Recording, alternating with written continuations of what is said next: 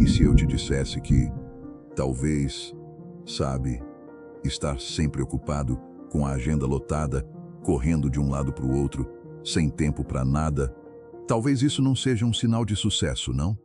Na verdade, pode ser um sinal de pobreza. A gente vive num mundo que glorifica o estar ocupado, né?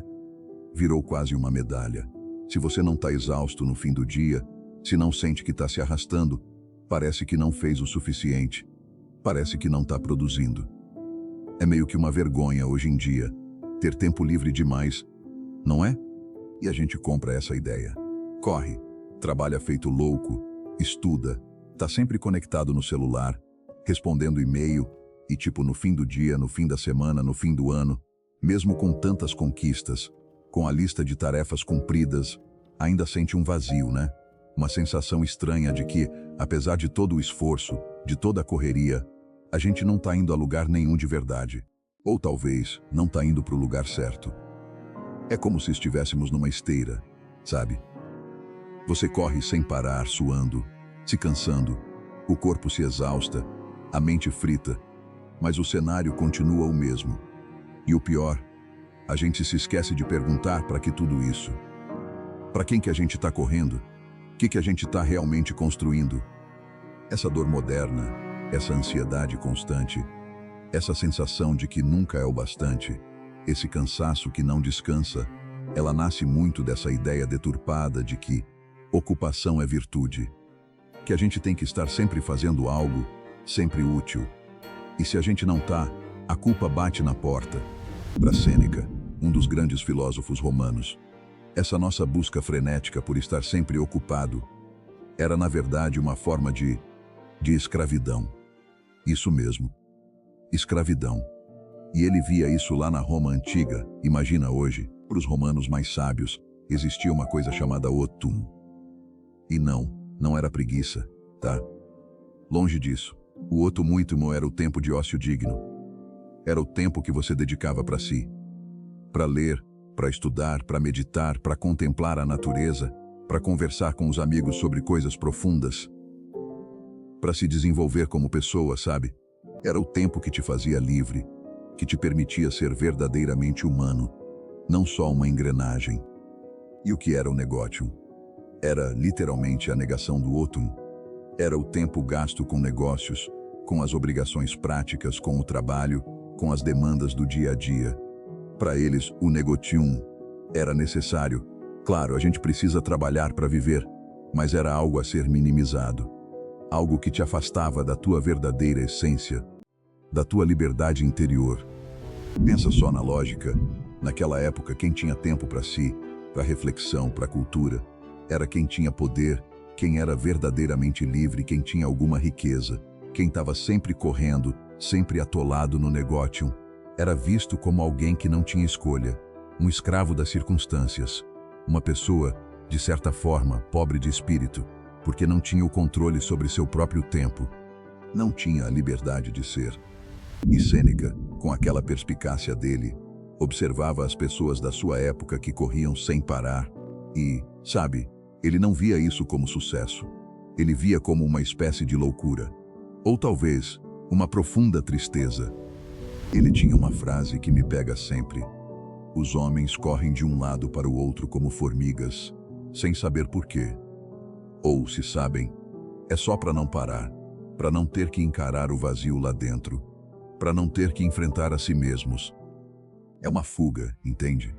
A gente se ocupa para não sentir o desconforto, para não pensar demais, para não ter que olhar para dentro e ver o que realmente está faltando. Ou pior, o que a gente está ativamente evitando enfrentar. A gente preenche cada minuto da agenda, cada canto da nossa cabeça, cada segundo do nosso dia, com barulho, com informações, com distrações, porque o silêncio pode ser assustador demais. Ele te força a ouvir a si mesmo. Ele te obriga a sentir o que você tem varrido para debaixo do tapete. E isso, para muita gente, é insuportável. Mas e se a gente pudesse, nem que seja só um pouco, inverter essa lógica que nos aprisiona? E se a verdadeira riqueza, hoje, não fosse ter 1 milhão de compromissos, não fosse ter a agenda mais cheia, mas ter um dia, uma tarde, uma hora, um minuto só seu, para nada, ou para algo que você escolhe, que faz sentido para você. Não tô falando para largar tudo e ir meditar na montanha, para virar um ermitão, tá? A vida real exige, a gente tem contas, responsabilidades, eu sei bem disso. Mas a questão é a mentalidade. É a gente retomar o controle do nosso tempo, nem que seja de pequenas parcelas dele.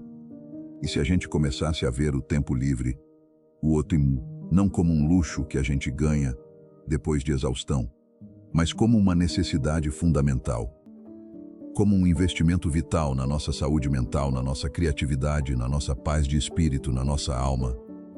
E se a gente questionasse cada sim que a gente dá, cada novo compromisso que a gente assume, isso aqui tá me levando para mais negócio, para mais daquela corrida que não leva a nada, ou tá me abrindo espaço para o outro genuíno, para algo que me nutre de verdade.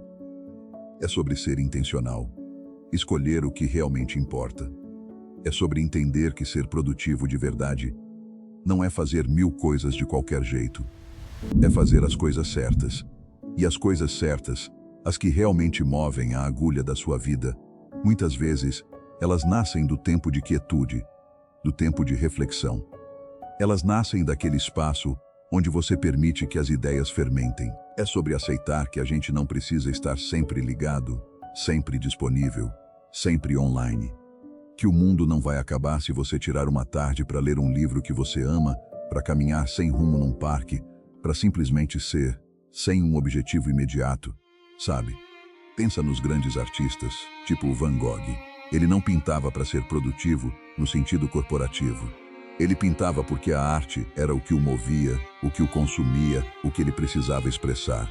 E no meio da melancolia dele, ele encontrava uma profundidade, uma visão que só o tempo de introspecção, de um ócio criativo profundo e às vezes doloroso, pode trazer.